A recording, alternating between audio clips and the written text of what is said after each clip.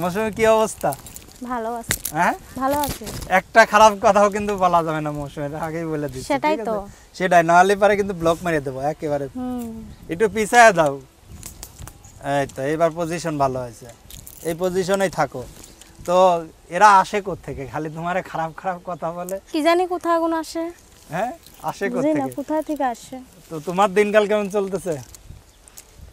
ভালো নাই ভাই, তার জন্য প্রতিবেদন। আবার কি হয়েছে? ভালো নাই কেন? মনের মানুষের খুঁজে পাই না এতদিন ধরে।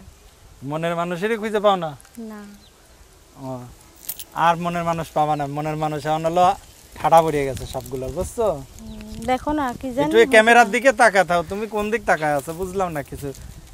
তুই আমি এটা আবার বাগানে চলে যাচ্ছিস? হ্যাঁ, বাগান বুগানের চিন্তা ভাবনা করা যাবে না, মেহমানের সামনে আছে।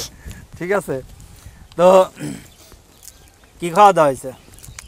খাওয়া দাওয়া হয়েছে, ওই যে শাক ভাজি করছিলাম, আলু ভাজি করছিলাম। ভিটামিন জাতীয় খাবার, এত ভিটামিন ভিটামিন খাচ্ছ কেন? ওইটা কেমনি ভিটামিন হলো? শাক ভাজি আলু ভাজি অবশ্যই ভিটামিন, তো ভেজিটেবল তো ভিটামিন, সবজি তো ভিটামিন জাতীয় খাবার খাইলে হবে না। ভিটামিন ভিটামিন ভিটামিনের ইয়ার দরকার আছে না?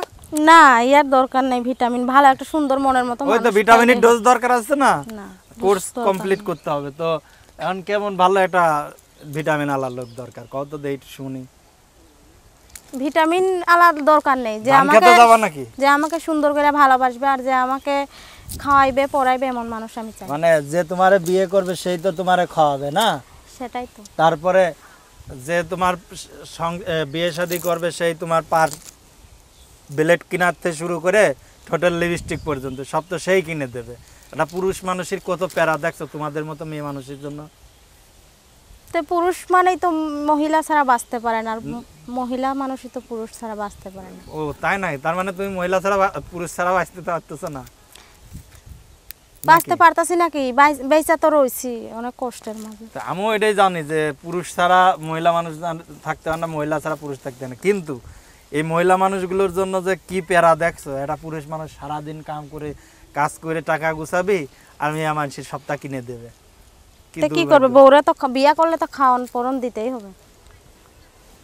তো তুমি কি কোনো কাজ জানো? কাজ তো জানি, সেলাই মেশিনের কাজ করি। আর কি কাজ জানো?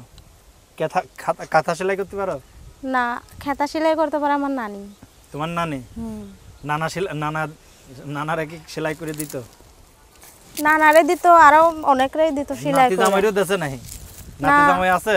নাতি জামাইরে খেতা দেয়নি। নাতি জামাইরে একটা সুন্দর কম্বল কিনা দিছিল, তাও নাতি জামাই চলে গেছে। চলে গেছে? ওই কম্বলের ভিতর ঝামেলা ছিল, চুলকানি দিছিল, বিছেটির পাতা দিছিল যাতে চুলকায়, এই জন্য আর কি শুইতে পারতো না, তাই চলে গেছে। নানির দেয়া জিনিস তো ঝামেলা আছে এটার মধ্যে। তো এখন কে জানে, নানি গোপনে গোপনে বিয়াও বসতে চাইছিল মনে হয় নাতি জামাইয়ের সাথে।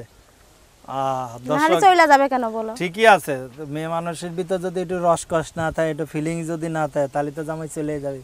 তুমি আসতেছো না, হাসাহাসি নাই, মনে হয় তোমার একেবারে অসুস্থ হয়ে গেছে। হ্যাঁ, এরকম মলি তো অভিনয়, তাই না? যদি যোগাযোগ করতে চাই, নাম্বার আছে? হ্যাঁ আছে তো। কি আছে? নাম্বার আছে। কও দেখি। এই যে তোমার কাছে দেই, তুমি বইলা দাও। তো ওদিক নিয়ে গেছো কে? প্রিয় দর্শক, বরাবর মতো বলে আসা, আমাদের অনুষ্ঠানগুলো শুধুমাত্র বিনোদনের জন্য করা হয়ে থাকে। বিভিন্ন সময় বিভিন্ন অসহায় মানুষের জীবনের গল্পগুলো আমরা সচরাচর তুলে ধরি। তো এই নাম্বারটির মাধ্যমে অনাকাঙ্ক্ষিত কোনো দুর্ঘটনা ঘটলে অবশ্যই চ্যানেল কর্তৃপক্ষ দায়ভার থাকবে না। 01878 446390 01784 463990। আমি আর একবার বলছি, 018874463990।